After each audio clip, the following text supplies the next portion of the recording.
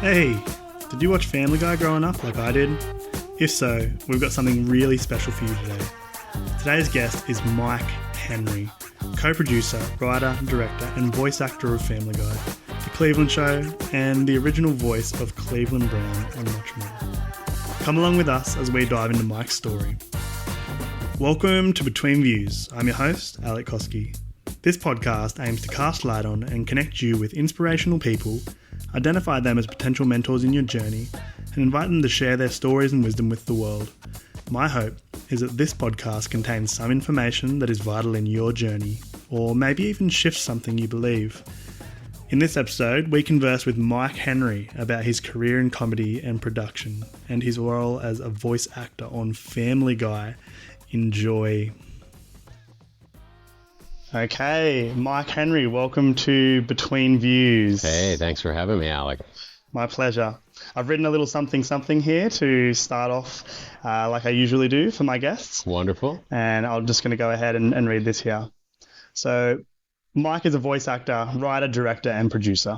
He's best known for his work writing, producing, and voicing the TV series Family Guy. He created and voiced many of the show's characters, including Cleveland. Hi, I was Cleveland for a long time. I created him. Herbert. Oh, hey, gosh. Bruce. Oh, no. And Consuela. No. Oh, my gosh. This is great. He is also known for co-creating and starring in The Cleveland Show. My name is Cleveland Brown. That was a long time ago, 2009. 2009. And also, I found out you played Dan, the friendly alien in Orville. I do, and that's just my regular voice. Hey, you know what we really need on these elevators is music, huh? And that's just your standard voice? Yeah, pretty much. I first met Mike, though, in 7th grade, believe it or not. You did? Through the TV.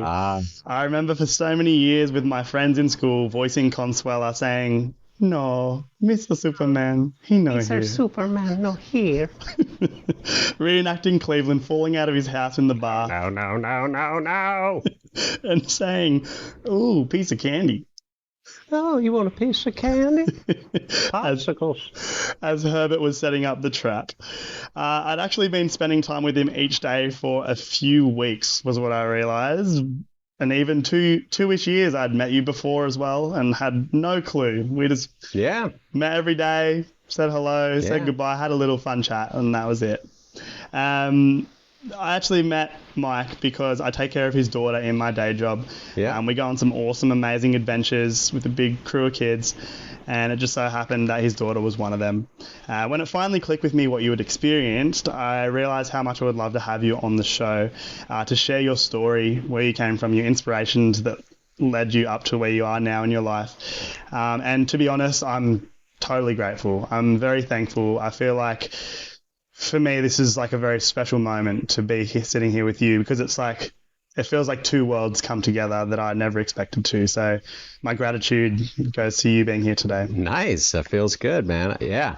It's funny how your worlds come together when you're on the right plane of life, consciousness, vibrations, whatever funky term you want to give it. Whether your vibe attracts your tribe. I guess we're of a similar tribe now. 100%. That's right. Brilliant. Well, without further ado, if you're ready to start, we can start. Let's do it. So I guess what I wanted to start with was something that has come up since I actually asked you to be on the show, and that was you went to Comic-Con. How was that? I went to Comic-Con in San Diego. It was wonderful. And I didn't grow up a particularly big comic fan per se, but I started going to Comic-Con in 2005 to promote Family Guy once it came back from cancellation. I don't know if you know the history of Family Guy, but it was around for a few seasons. Then it was canceled, and then the strength of DVD sales and late night ratings on reruns on the Cartoon Network brought it back. And so they brought it back. It was too valuable. It turned out to be too valuable. It's funny how money talks in the entertainment business. But once it came back, then we started going to Comic-Con, which was at that point transitioning from a kind of a comic book fanatic convention to more of an opportunity to promote shows and movies and things like that. So I actually went to 15 Comic-Cons in a row. Including this one? No, up until COVID. 2019 was the last one I had been to. Yeah. Now it's 2024, so this was my first one back in 5 years. And, it's just so much fun. It's like just... people are letting their freak flags fly. I mean, just people are walking around the most ridiculous homemade costumes. Because you dress up as your favorite character, basically, right? When you go to Comic-Con. So many people do. Yeah. And it's so much fun. I mean, and there are a lot of the real actors there. And at my first Comic-Con, when I went on the floor, which is where all the action is and all the booths and, all the spectacle, most of it, I saw Lou Ferrigno talking to Adam West. So... for those of you who might not know, Lou Ferrigno, the original Hulk, talking to Adam West, the original Batman, that's what I grew up with. Yeah. That was just the coolest thing to see. And so... so you must run into a fair few... I mean, Comic-Con's huge, right? You must run into like a bunch of notable people there. Giant. Oh, yeah. Over the years, tons. I can't even think to... go down the list, but yeah, it's pretty awesome. And what we do is just for example, this year we showed clips from our first 25 seasons, just sort of a highlight reel. Then we had a panel with myself, Alex Borstein, Seth Green. We also had Jennifer Tilly, who plays Joe's wife on the show. Yeah. And we had Gary Cole, who plays the principal on the show.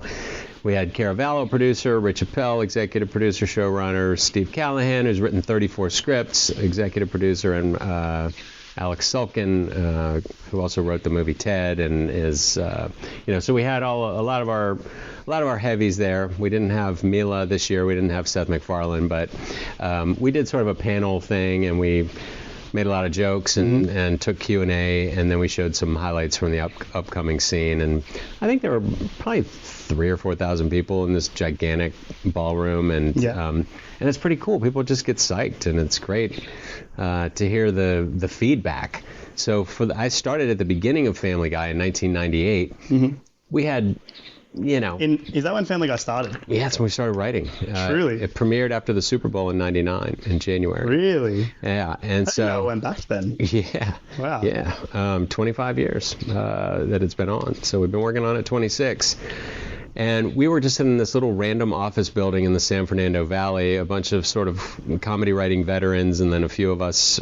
I was not necessarily wanting to be a sitcom writer. I was more sketch, Saturday Night Live bound before my buddy Seth called. Yeah. But it was just a bunch of us in this random office building making each other laugh, and then the thing went on the air, and no feedback whatsoever, other than, oh, your ratings were pretty good. Your ratings were pretty good. Oh, the ratings fell. Sorry, we're moving you to a different time slot. Your ratings are terrible. It sounds like the harsh world of TV Yeah, business. It's politics, and the people who brought the show into Fox left, and so the other shows were getting championed more so, and and so we were canceled after 2.5 seasons. That was before canceling was around, right? Different kind of canceling. No, we were literally canceled. The show was canceled, and but then, like I said, all the great ratings and monetary feedback on the DVDs brought us back. And then we went to the Montreal Comedy Festival in 2004, and it was like we were rock stars. I mean, it was outrageous, the reaction that we got, reading a script live, and it was part of the Montreal Comedy Festival, and they had ordered 35 episodes of the show, which is sort of unheard of. So is it just like the voice, like you guys there on stage reading the script in the voices?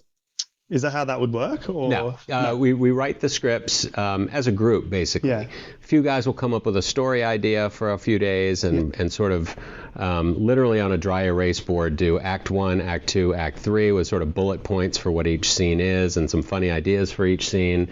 And then one writer will go off. It'll be their turn. So they'll go write an outline and then get feedback from the room and from the showrunners. Then they go write the script for a couple weeks, bring it back, and then we rewrite it as a group for, I don't know, a week or so, or a couple days up to a week.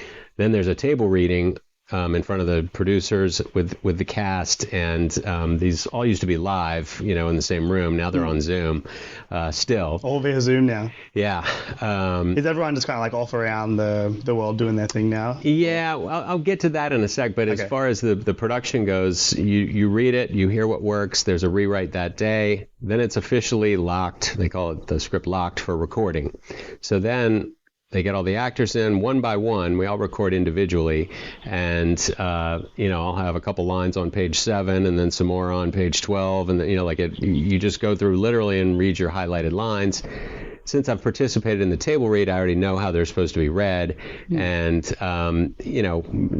ideally, we all know how to do it now. But whoever's directing the episode, it's usually one of the showrunners, Rich or Alec, will prompt you with a line before it or something, just to sort of read you into the scene. You say your line a couple times till they're happy, and then you're done. So does your line, is the scene already done, already animated, ready to go? No. It's the other way around. No, we do a radio play first. Basically, once the sound editor cuts all of these lines together in the sequence of the scenes, then the show is, I don't know what they run at now. Let's say 21 minutes. We'll do a radio play of like 26, 27 minutes, so it's a little long. They'll do a very rough animation to that in black and white line drawings, and they'll sync it up, and just to give a general sense of movement and the pacing of everything. Once that is done, that takes like 4 or 5 months. So once that's done, then it's screened for the same people, the writers. The actors generally aren't at that, but the writers, producers, network, studio people, more feedback given. Then it is sent to, and then a rewrite done and a few more lines, things changed as need be. Then that is shipped to Korea, where it is hand drawn in color, frame by frame, for 5 months, and then it comes back. They do it in Korea. A little bit more tweaking, yep. And I think the Simpsons started doing it there, so we followed suit. There was just sort of an infrastructure there to get it done. Does it mean it's people drawing it? Or? Yeah. Yeah? Yeah, real humans. Wow. And they just learn how to... Koreans are people too, Alec. I don't know. So anyway, that's the process. Then it's pretty much done. It's edited. It's tightened up. They do a sound mix. They do a 40. I think it's about a 40-piece orchestra does all the music for it. Then the sound mix, and then it's done. So it takes about a year to make a show. To make a 21-minute show. Yeah, but you put them in the pipeline, and this one's done that date, and then it's all based on the air dates that they need to hit to get on TV at the right time. Wow, it's a massive process, actually. Yeah, so that was a long, boring education on how the show is made. I didn't know any of that. What? You know what?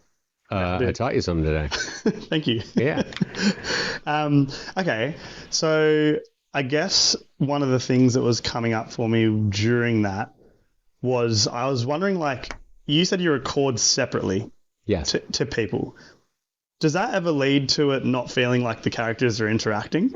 Not at this point. I think really? No, and it's really in the ear of the guy who's directing. And I should say that whoever's directing the audio session is different from whoever's directing the animation. So there's a very visual person who can draw their tail off, and each episode has a different director, so to speak. But the audio direction is done, and by now we know how it's supposed to sound, and so if there's any question, you can, hey, can you cue it up with the other thing, and you can figure it out. Okay, so it's easy enough to put together.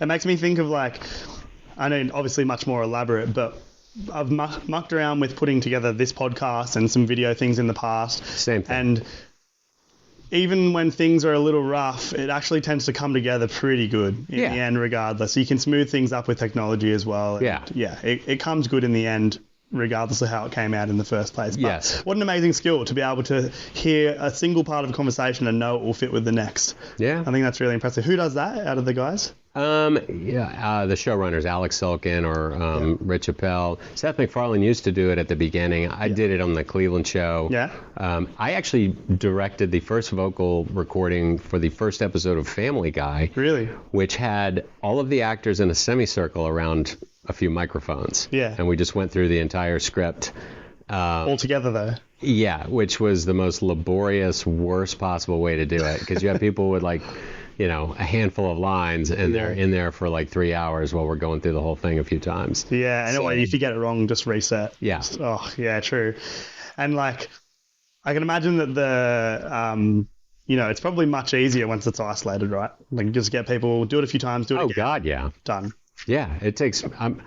I'm in and out. You're recording an episode, in minutes. I mean, because by now I know exactly how to do it, and I have my own little cues in my head for each character. I always go back to the first line, like, oh, sure, I can do that. I can make pretend like the children are little bugs in my web. So you stay in the character while you're just there the whole time? I'll just remember that. Like if I get a Bruce line, I'll go, oh, I can do that.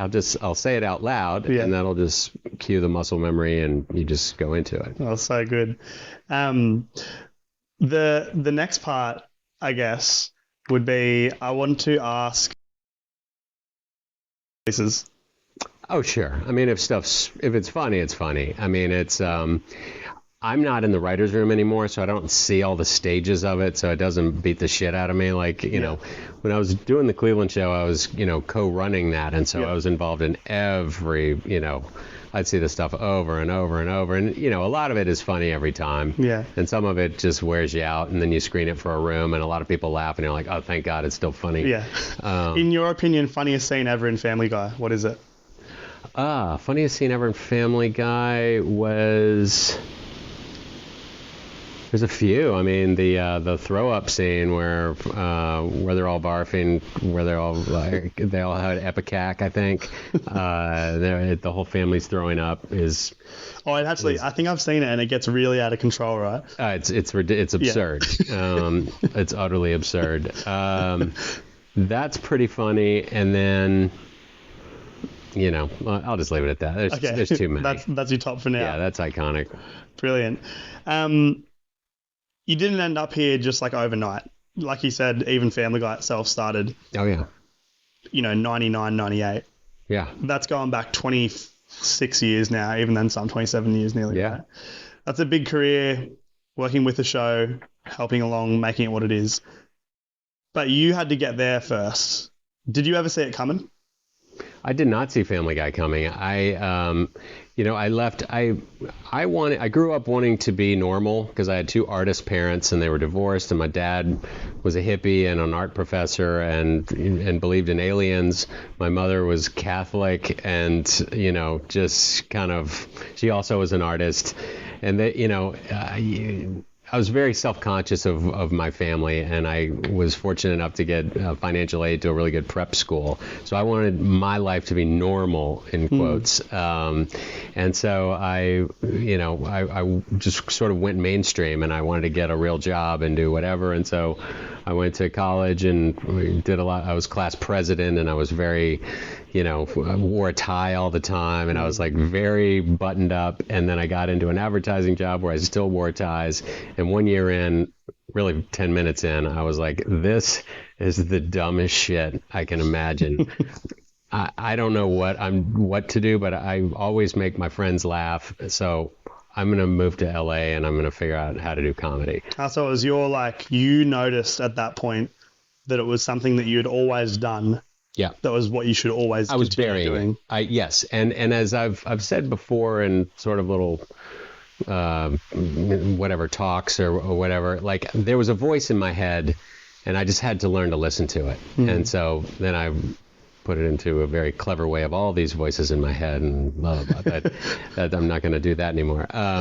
But yeah, I learned to listen to myself. Yeah. And it's funny. I actually picked up a book this morning that a friend of mine recommended and got here, and I had it on my table and I picked it up. It is Fearfully and Wonderfully Made, I believe, but it's all about our senses. And it's all about literally our five traditional senses of taste, touch, smell, what are the other ones? Farting and I think throwing up. Anyway, no, but it's all about just freaking being still and listening and like if when I was 24, I was spending so much time, partying and chasing girls around and trying to be cool that I just, I did not let myself be myself. I was trying to fit into this idea of what I thought I should be. And, and then at that point, when I moved, I went from sort of, Mr. Cool driving around in my ties with my new Jetta out to LA, where I didn't know anybody. I literally didn't know anybody. And I got quiet and I just listened and I observed and whatever. And that's when I really started growing. And I started feeding myself with books about acting or great comedies that have been written. I started reading and, really informing myself and going to stand-up shows and doing stand-up and doing sketch comedy, even though I had no skills that I could put on a resume. So I got a business card that literally just said Mike Henry, a funny guy, and my phone number. Like that was all I had. Yeah. I had no credentials whatsoever but that. And it was on a card though, so I had a business card. Yeah, absolutely. Yeah. That was before cell phones and all of it. But yeah, but that's when I started listening, and I think that's what you just got to do. I think anybody who can just sit with themselves and be still, you start to get to know yourself. And that when I started doing that, I started going in the right direction. So that was kind of the turning point back then. You left behind the life that you were more or less faking to get away from something that was always 100%, calling. 100%. And then when you finally lent into your calling, and if that was being a funny guy, as simple as that was actually when you got right onto your correct path. Yeah. And it was not any overnight gratification on that either. In hindsight, it's so easy to see. I was just living in pain. My parents divorced when I was young, and I had a younger brother who had diabetes and was sick all the time. And I went from being the apple of my parents' eye to fending for myself, because my dad wasn't at home and my mom was always taking care of my brother. And so you know what? Fuck it. I'm going to fake it. I'm going to be cool. I'm going to be the funniest guy in the room. I'm going to, I was funny, but I wasn't always nice, like I would make fun of everyone and, just whatever I could do to make myself feel better by hearing that laugh. And, and make others feel better too, right? Like, a laugh helps everyone. Well, yes. And it was so funny because I look back at it and I think that I thought it was I think in my memory of it is that I was a lot worse than I actually was, because I was at a high school class reunion like 10 years ago, and I'm just seeing people, I'm like, man, I'm so sorry for that, blah, blah, blah. And then like, what are you talking about? You're hilarious. And I was like, oh, okay. But that was all part of, I was just turning it on to, to not feel my pain. And, so that's what was going on with that. And then, I got to LA, and it was 3 years of waiting tables and taking stand-up classes, doing open mics, doing a few showcases at the Improv, taking classes at the Groundlings Theater, which is a pretty infamous sketch comedy lab. And, I started auditioning for a couple things here and there. I got headshots made. I did, did all the stuff. And it was an interesting time because I was so close to all these people. I was at a restaurant, I was waiting on Jerry Seinfeld and Robin Williams and, a lot of big time famous people who were doing what I wanted to do. But I knew I wasn't ready yet. And I remember one night just going out on the deck, taking a break as it started to slow down. I was looking up at the moon and I was like, I'm doing everything I can do right now. I know that I'm waiting tables, but I'm spending my time every day writing jokes, and I have this lined up, and I'm doing that, and I called this person, and I'm networking, and whatever. And so if you can imagine just sort of a straight line going upward, almost like the center of a clock going up to the 12, I knew that a circle was going to come around and the world was going to line up. And as soon as I hit the edge of that clock, the world was going to be right where it needed to be, and then I'd be in good shape. And so I just sort of had this visualization of that.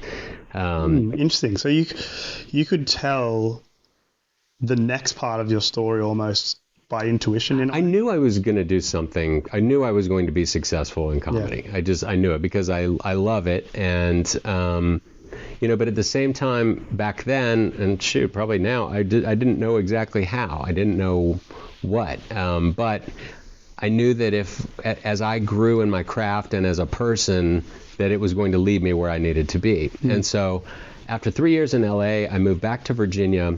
And this was before cell phones and laptops and all this stuff. If you wanted to shoot a short video, you had to have like a serious camera or access to one and some serious editing equipment. And so I moved back. I put all my stuff in storage in LA. I moved back to Virginia and started doing work for the smaller ad agencies in town that were producing little local ads.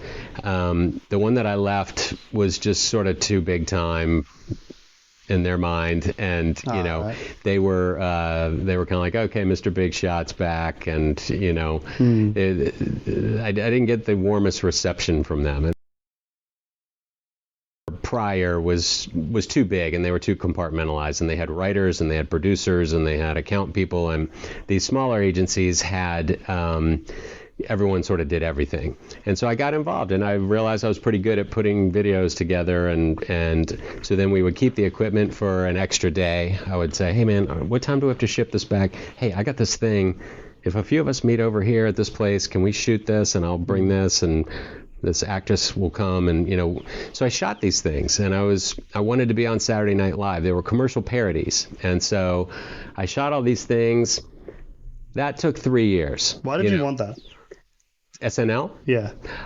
Because I felt like that was a place where I could really showcase myself as a writer and performer. It like matched your style of comedy, your style of... Yeah, it was sort of irreverent, and it was satire, and it made fun of everything, I mean, to this day, my lovely wife, Sarah, is so patient as we're watching TV. And every time there's a freaking commercial on, I'm just completely just making fun of it. Yeah. And I would love to be there for that one time. They were doing something on one of the Olympic gymnasts, one of the USA gymnasts, about how like her little puppy, she was talking about her dog would, little but full of power, and would scratch its way to anything that it wanted. And I knew damn well in about 30 seconds they were going to be saying the same thing about her. And so as they start saying it, and I just finished saying it, and I'm just like, it almost just makes me mad. Don't tell me what to think, people. Don't you're just selling me. Yeah. So I would like to make fun of all that kind of thing, and so that's what I wanted, and I made this reel, and I met Seth MacFarlane during that time. I've told the story many times, but he was a classmate of my brother's at film school. And I acted in my brother's films, and I met Seth, and we cracked each other up. Then I moved to New York. I got a great agent like in 2 weeks off of the strength of this demo reel.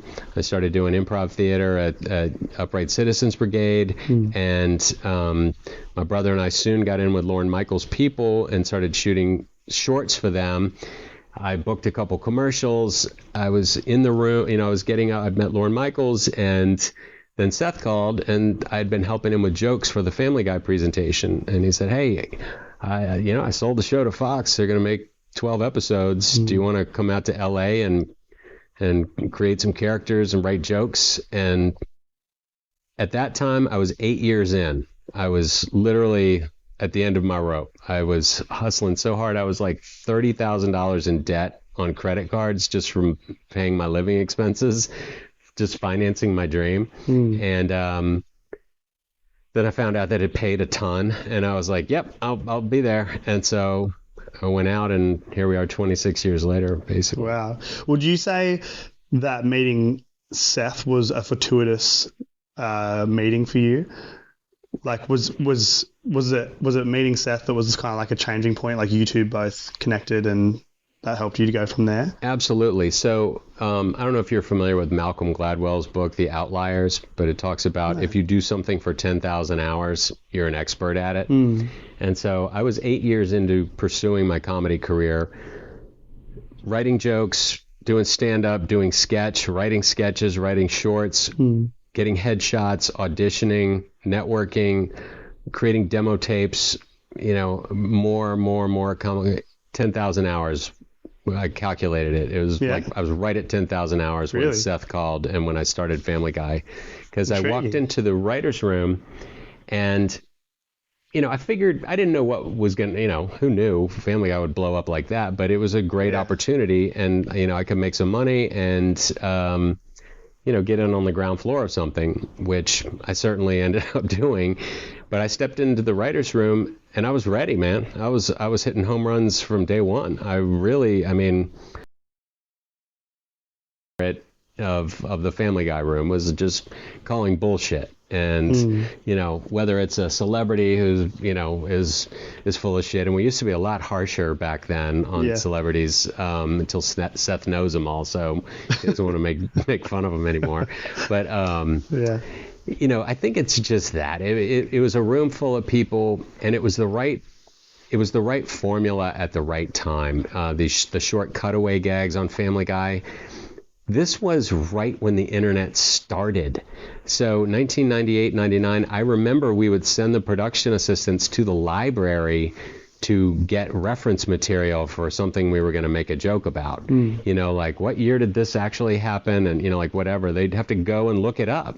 And so once the internet started, how great is it that you can cut to a joke that's 5 seconds long, or an episode that's 20 minutes long, or some version of anywhere in between. So it was a perfect show to hit when the internet blew up. And so, so many, fortuitous things, and, you call it the universe lining up or whatever. But for me, I was prepared.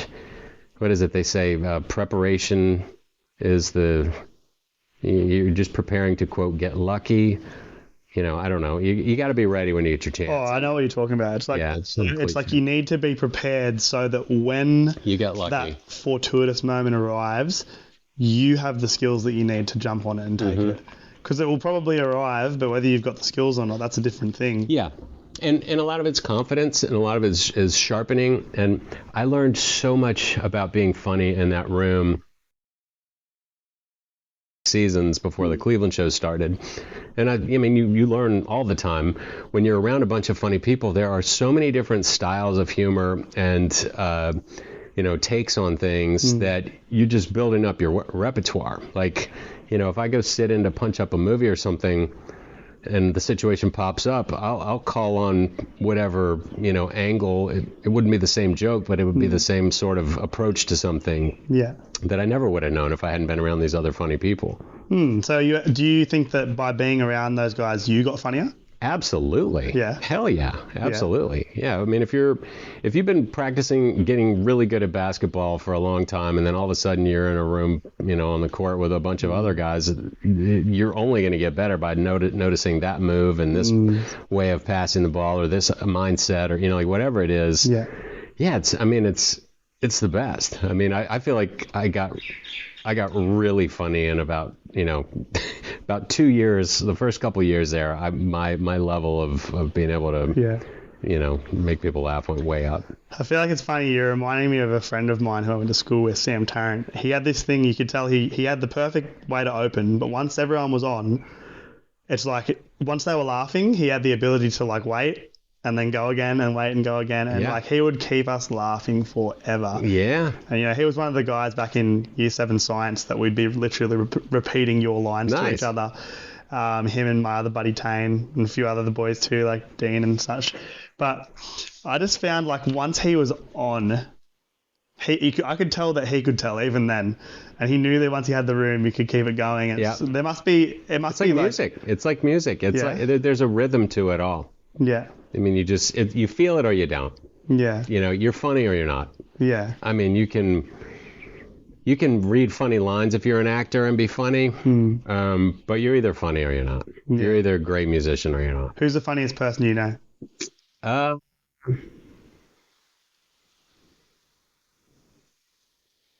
Seth MacFarlane is pretty fucking funny. Alex Borstein is very funny. I've met just once Dave Chappelle, obviously legendary. Who else? Me? I think so too. Thank you. You always get me on the back foot, actually. I feel like you'll come down to pick up your daughter and I'm just like, I'll say something and then you'll take me and I'll be on my back foot and I'm like, I didn't see that coming. It's just came out of nowhere. I'm laughing before I know it. Yeah. Well, thank you. No, I mean, and I I've learned to love myself. Yeah. I think that's one of the biggest things really in the last year. I'm okay. I mean, and I say that I'm one of the funniest people because I make myself laugh. I mean, I just don't know. I just laugh at things, and maybe I'm not the funniest person to everyone, but to me, like I like to make myself laugh. I love to make my wife laugh more than anything, and my daughter. Yeah. My son too, but my daughter is just, she's the best. Yeah, she does love a laugh. Yeah, that's for sure. But yeah. Amazing. Well, thank you for sharing your origin story, where you came from, how you got to where you are today. I want to ask like a more deep question about comedy in general, but more from your perspective, and it's just in life in general, could be just your life, could be everyone's life. What is the true value of comedy? Like, I already have some answers to this, but my answer is really unimportant. I'd love to know what you think is the true value of comedy in this world that we live in. The value of comedy is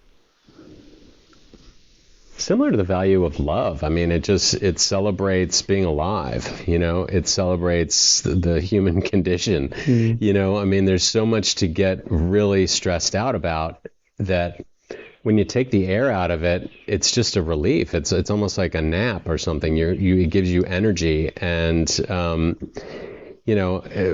truly, like through, we used to get fan mail a lot. I haven't gotten any of it since COVID. I don't know if it's just not, if people just hate us now or what, but I've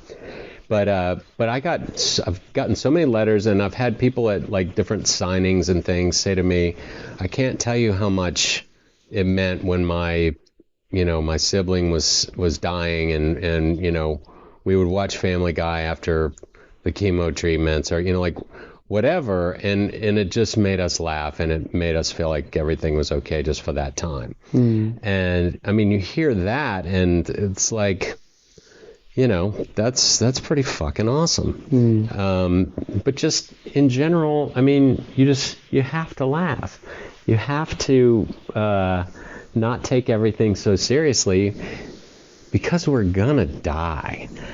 We're not fighting a winning battle. No, at the end, everyone is gonna lose. And so what I like to do, again, is make fun of convention. And anything that comes on that screen, for the most part, is just a load of shit. I mean, the politics and the fear and the selling you this and this opinion and that, and, presented as hard fact, and, it is just, I don't believe it. I simply don't believe it. So that probably gives you really good fuel for the jokes you're writing for the show. Oh, right? God, yeah. Yeah. And, my lovely wife, she just hears it all the time, and at the time she's just rolling her eye going, okay, we get it, but, most of the time she's laughing. But it's, do you know Plato, Shadows on the Cave Wall? Are you familiar with this? Mm-hmm. So I can't remember if it's 3 or 4 people chained. I think it's 4 chained to a wall in a cave. And all they can see is shadows on the opposite wall. and they're reading so much into these shadows and interpreting what they mean, and basically trying to find the meaning of life from these shadows. One of them escapes. He gets unbound. He busts out of there, and he goes up, and he sees that it's just someone up above manipulating light across onto the wall, and none of it's real. It's just what somebody's doing just to fuck with them and to make them think that whatever is real. So he runs back, and he's like, guys, and they don't believe him. They just refuse to believe him. And so I think I'm that guy. Like, which one? The one that sees it. Yeah. I'm not saying that I know more than anyone else. I just feel like our spectrum of awareness is so limited, and the TV and all of the media that's thrown at us is meant to decrease that spectrum. It's meant to make your blind spot bigger. Whereas if you turn it off and you close your eyes and you listen and you smell and you feel and you taste and you do all those things, then your blind spot starts to get smaller, because you start to realize what's real. Yeah. And I don't know. I like to make fun of all the shit that is pretending to be, influence you in an authentic way that's just bullshit. Yeah. I've often thought about that as well. You're making me think about how, like, there's a lot of things in this life that are offered to us which make us not see. And it keeps us further and further from the truth, whatever you think that is. But it's like, there's many things that take our attention away from the one thing we're meant to pay attention to, that actually teaches everything there is to know about life and being. Yeah. And like you said, it's very much so comes from just like stopping and paying attention and noticing little tiny things that are just around you, and the inspiration you can get from perhaps the sound of that bird, for example. Yeah. Maybe not this time, but sometime that will trigger a series of events in your life and understandings that will lead you right down your correct path, right? 100%. Yeah. Yeah. I sit out here, we're out on my porch, and you can hear, particularly in the morning, the birds start waking up. It's so awesome out here. And so I'll come out here and meditate. And you can hear one bird, and then you can hear a couple more a little farther away, and then you hear some farther away in a different direction, and then you hear some other ones, and then it's back. They're having a whole freaking conversation, and they are all connected, and all life is connected, and you can't dispute that. I mean, it's one big cosmic organism, like whatever. And that relates to when I'm trying to give encouragement to young people who are trying to figure out what they want to do and follow their passion. Once I was given a talk in Virginia, where I'm from, and I was at a college, and in the Q&A, a student asked me, she said, okay, so I want some advice. I kind of have two opportunities right now. One, I do production design for photo shoots. Okay, so I'm trying to figure out whether I should move to New York or stay in Richmond. And I'm like, well, why should you move to New York? And she's like, well, because it's the big time. It's one of the biggest. It's one of the biggest cities. If I can conquer it, I would be learning from the best, and it would be hard, and I don't know how I'd pay my rent and blah blah blah and all that blah blah blah. Okay, well, why should you stay here in Richmond, Virginia? And she's like, well, I mean, I already know people, and I'm already sort of working, and, I'd be much more stable here, and blah, blah, blah. And I was like, okay, what do you think you should do? And she goes, I should move to New York. I'm like, move to New York. You already know. Yeah. You already know. And so follow that passion and don't quit, and make friends and push, and you're going to go through trials and tribulations. I didn't touch on it before, but, I was super stressed out in New York right before Family Guy happened. I'd been at this shit almost 8 years. I was broke. Had not booked anything in a year and a half.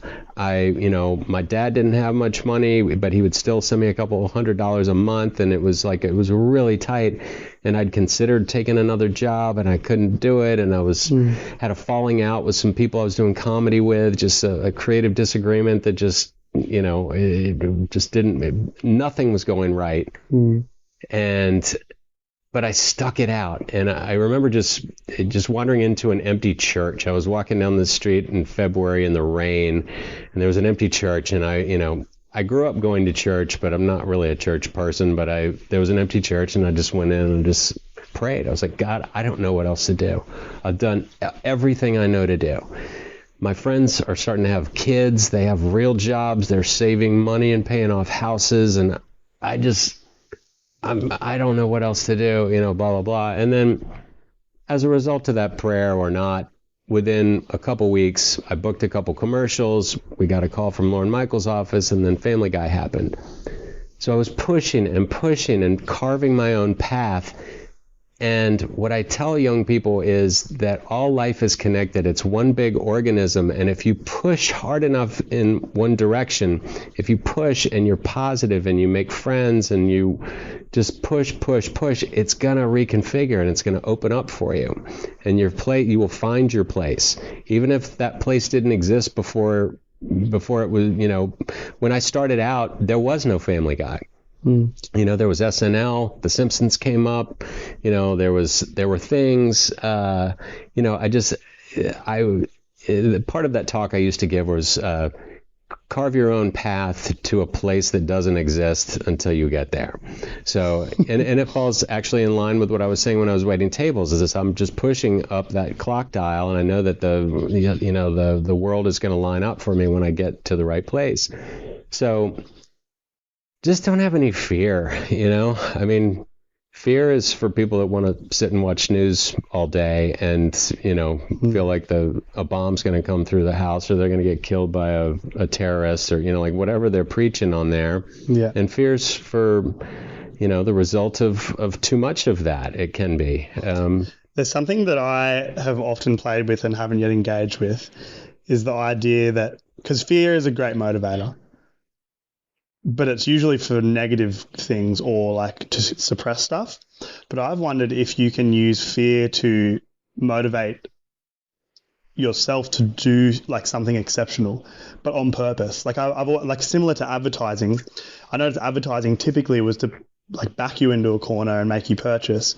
But then I realized you can advertise to you, like subliminally message yourself with advertising, and then you basically just start unfolding the same way that the ad would make you buy or whatever. Right. And I wondered if you could be so afraid of something that you could do something good, but on purpose. Like you could scare yourself to do it. Yeah, maybe. I mean, you could be like, I don't want to go back there. I'm afraid I'm going to have to go back. I mean, that would be the fear. Or one way of looking at it is I'm going to have to go back and work for that asshole and, do this stupid stuff if I don't make it. But I don't know. I never really motivated myself with fear. I just motivated myself with, this is just a fucking grand illusion anyway. So, let's just enjoy the ride. And I don't think I'm any better than anyone else per se, but I do see a lot of people who just fall in line and are doing what everybody else has always done. And frankly, I got a ton of friends who are like that, and that's fine. That's what they're comfortable in the sort of traditional, life. You helped me think about a situation just now that when I return back to my life at home in Australia, I often come up against the battle. Oh, you're from Australia? I thought you were gay. I thought that's why you talk like that. Oh, God.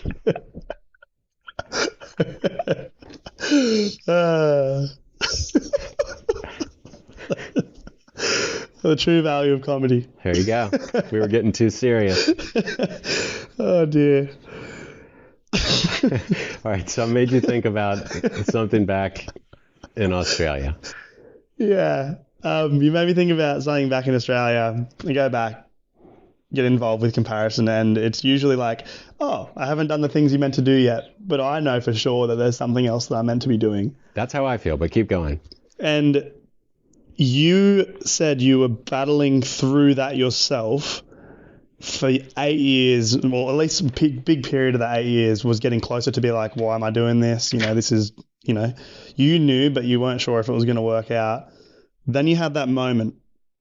You said it might be related to the prayer, but like, was there something about engaging in the idea that something greater could help you that led you into whatever you did in the last 3 weeks?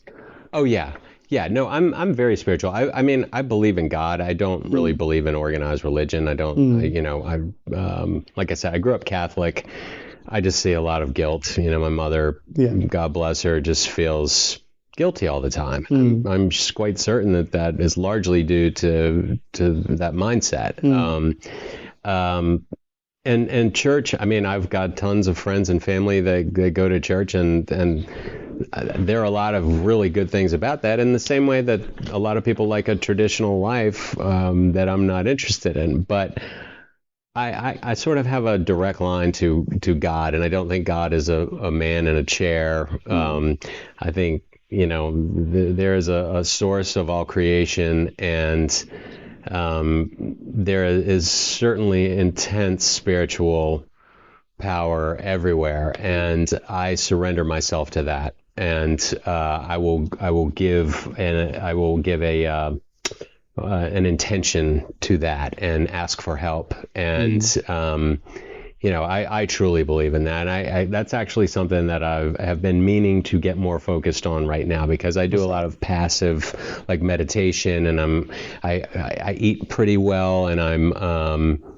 you know, I stay creative. I keep notebooks, and I do a lot of good things, and exercise, and all of that. But I feel like, to your mention a minute ago, of that there's something more for you to do. I know that there's something more. You know, I'm not just going to be, and I don't really care what I'm known for. I'm super proud of my work on Family Guy and the Cleveland Show and other things that I've done.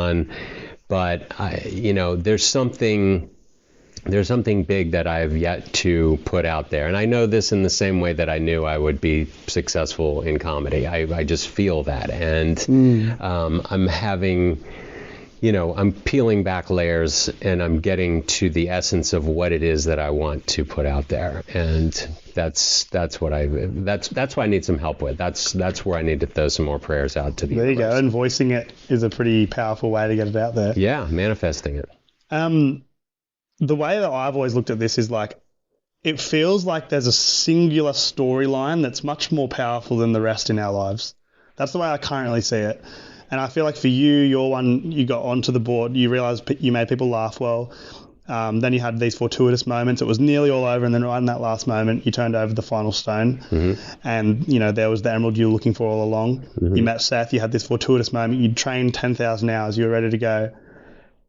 That you're still on that strand until the day you pass. And I feel like you can kind of see it almost. You can kind of almost tell what it is lightly. It's like almost vaguely it's there, especially when you meditate, it almost comes in sometimes. Do you have any suspicion what that next thing is? Like, what's your like futuristic vision kind of showing you now? Well, I want to share my sensibility. I want to put something out there that's very funny, and that is not preachy in any way, but that just sort of pokes a hole in life itself. It's just, it's all okay. It's all going to be okay. Yeah. And I don't know if that's told through the eyes of, you know, a real simple guy, you know, that's got funny quirks, or if it's more an everyman who is put in a situation, or a cosmic thing, or a death, or like there are all these elements. And I guess that's more about what the vehicle is rather than where it's. Thank you for listening to the first part of 2 in our interview with Mike. This is our first week with Mike sharing his experience of his career in comedy and the production of Family Guy and The Cleveland Show. Next week, we'll dive into Mike's experience with ayahuasca, the time he met Mick Jagger, and also his podcast, The Mike Henry Show. Let us know what you thought online or in the comments below. Next, if you're a star, why not leave some for us wherever you're listening and make our night sky a dazzle. If you thought that was lame, so's leaving no stars. This genuinely helps us get discovered by new listeners, and it's kind of like saying thank you in the podcast world. If you enjoyed it, go ahead and drop some stars below.